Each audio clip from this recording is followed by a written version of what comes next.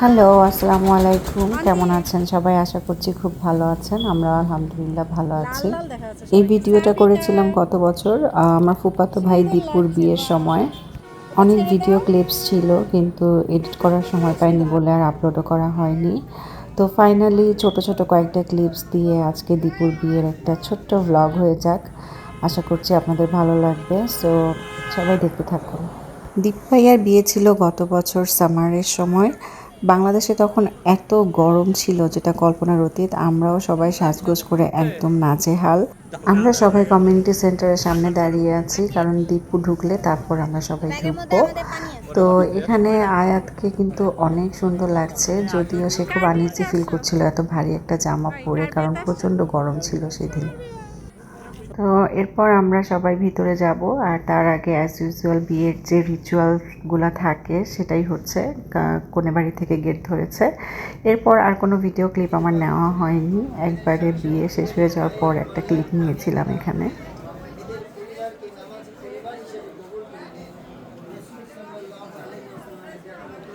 বিয়ে পড়ানোর পর শুরু হয়েছে সবার ফটোশ্যুট। এখানে ভাবি তৃষা ওরা সবাই মিলে ছবি তুলছে দীপু ভাইয়ের সাথে, একটু পরে আমিও তুলবো।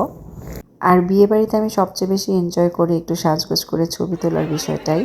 তো যাই হোক, ছবি তোলা হয়ে যাওয়ার পর আমরা খাওয়া দাওয়া করে নিয়েছি আর এখন দীপু ভাই খাবে, তো ওখানেই এসেছি। এখানে কয়েকটা ক্লিপ আপনাদের সাথে শেয়ার করি।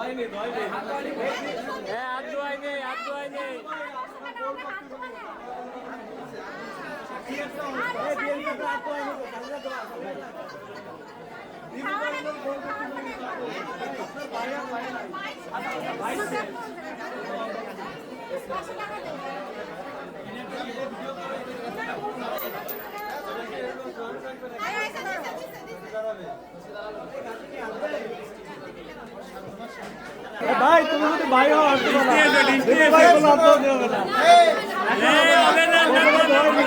আমরা এখন আত্মা দিতে বলা না হবে না ভাই ঠিক আছে দেবো ভাই আত্মা বলা এই ভাই আত্মা বলা খাওয়ার পরে ভাই আত্মা আমরা এই আত্মা মানে না সাবান ভাই আস্তে আস্তে আস্তে আস্তে এই ভাই এটা নামাই দেন ভাই সাবান নি আত্মা ভাই দাও ভাই দাও খবর দাও ভাই